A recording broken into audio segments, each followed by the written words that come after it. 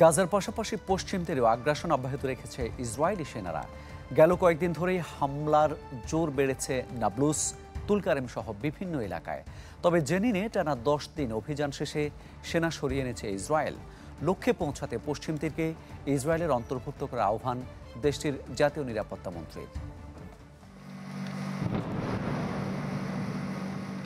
অভিযানের অজুহাতে পশ্চিম তীরে একের পর এক শহরে চলছে দখলদারদের আগ্রাসন।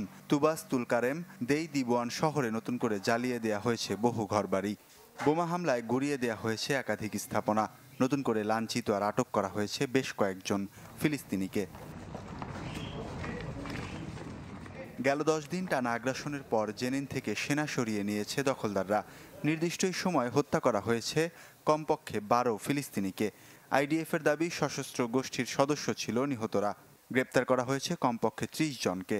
প্রায় সপ্তাহখানেক পর শহরে ফিরে ঘরবাড়ি আর স্থাপনাগুলোর ধ্বংসাবশেষ দেখে হতবাক বাসিন্দারা। বুলডোজার দিয়ে গুঁড়িয়ে দেয়া হয়েছে আশ্রয় কেন্দ্রগুলোও। দখলদাররা আমাদের ক্ষত বিক্ষত করে দিয়ে গেছে। কাপুরুষের মতো ঝাঁপিয়ে পড়ে নিরস্ত্র ফিলিস্তিনিদের হত্যা করেছে তারা। আশ্রয় কেন্দ্রগুলোকে পুরো ধ্বংস করে দিয়ে গেছে ইসরায়েলি বাহিনী। গাজা যুদ্ধের লক্ষ্যের মধ্যে পশ্চিম তীরকেও অন্তর্ভুক্ত করতে নেতানিয়াহুকে আহ্বান জানিয়েছেন জাতীয় নিরাপত্তা মন্ত্রী ইতামান বেন গভির।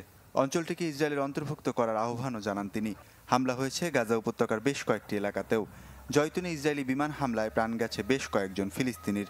হামলা হয়েছে খান ইউনুস আর রাফার একাধিক অঞ্চলেও।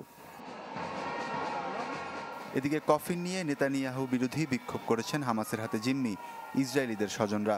ফিলিস্তিনি স্বাধীনতাকামী সংগঠনটির কাছে থাকা এক জিম্মির মৃত্যুর পর এই বিক্ষোভ হয়। রাফার সুড়ঙ্গ থেকে 6 জিম্মির মরদেহ উদ্ধারের পর গেল কয়েকদিন ধরেই সরকার বিরোধী বিক্ষোভে নেমেছে লাখো মানুষ।